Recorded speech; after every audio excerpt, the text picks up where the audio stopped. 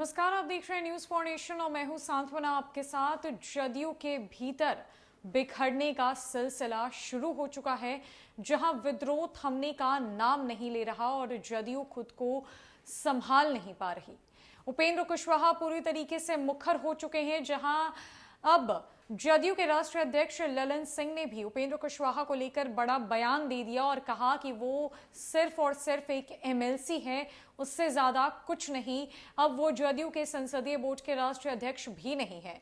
हालांकि इस बात को सार्वजनिक नहीं किया गया था, पर अब ये स्थिति साफ हो चुकी है कि उपेंद्र कुशवाहा का पद उनसे छीन लिया जा चुका है। लेकिन सवाल ये उठता है कि क्या अब जदयू दो फाड़ हो जाएगी? नीतीश और ललन क्या जदयू को संभाल पाएंगे बिखरने से? उपेंद्र कुशवाहा का ऑपरेशन जदयू है, जो किस तरीके से वो आगे लेकर जाएंगे ये कहना मुश्किल है, ये देखने वाली बात होगी। लेकिन जदयू को अभी समेट कर रख पाना नीतीश और ललन के लिए कहीं ना कहीं मुश्किल हो रहा है, क्योंकि उपेंद्र कुशवाहा के मुखर हो जाने के बाद जदयू दो गुटों में बंट गई है, जहां एक तरफ उपेंद्र कुशवाहा के समर्थक है तो दूसरी तरफ उपेंद्र कुशवाहा के विरोधी हैं। दरअसल मुख्यमंत्री नीतीश कुमार के खिलाफ मोर्चा खोले हुए जदयू संसदीय बोर्ड के अध्यक्ष उपेंद्र कुशवाहा आर पार के मूड में नजर आ रहे हैं। कुशवाहा ने अब अपने समर्थन में पार्टी के नेताओं और कार्यकर्ताओं को एकजुट करना शुरू कर दिया है। वे 19 और 20 फरवरी को पटना में शक्ति प्रदर्शन करने जा रहे हैं।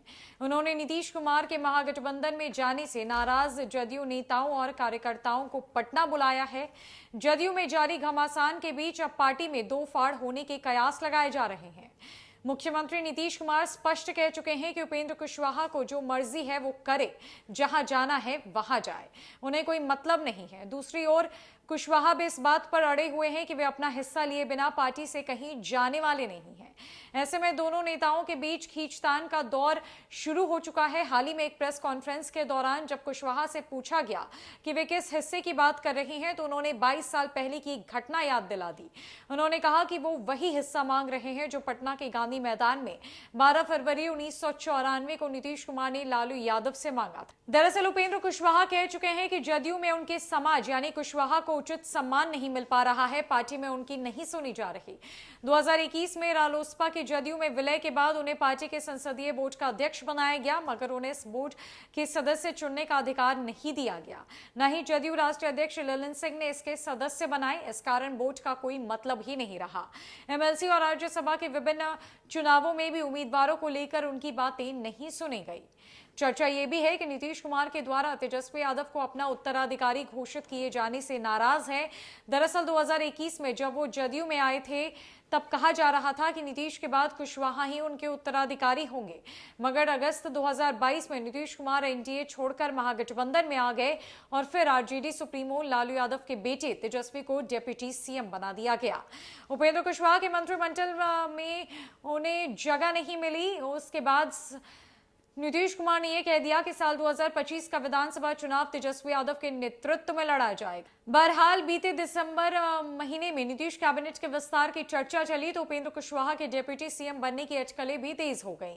कुशवाहा ने भी मीडिया से बातचीत में उप मुख्यमंत्री बनने की इच्छा जाहिर कर दी। हालांकि बाद में सीएम नीतीश ने यह कहकर उनकी उम्मीदों पर पानी फेर दिया कि जदयू से किसी को भी मंत्री नहीं बनाया जाएगा, जब उपेंद्र कुशवाहा अपनी पार्टी के सुप्रीम लीडर नीतीश कुमार के खिलाफ मोर्चा खोले हुए हैं। आपको बता दें कि उपेंद्र कुशवाहा के द्वारा लगातार नीतीश और अन्य जदयू नेताओं पर किए जा रहे जुबानी हमले के बाद ये तो तय हो गया है कि वे अब रुकने वाले नहीं हैं।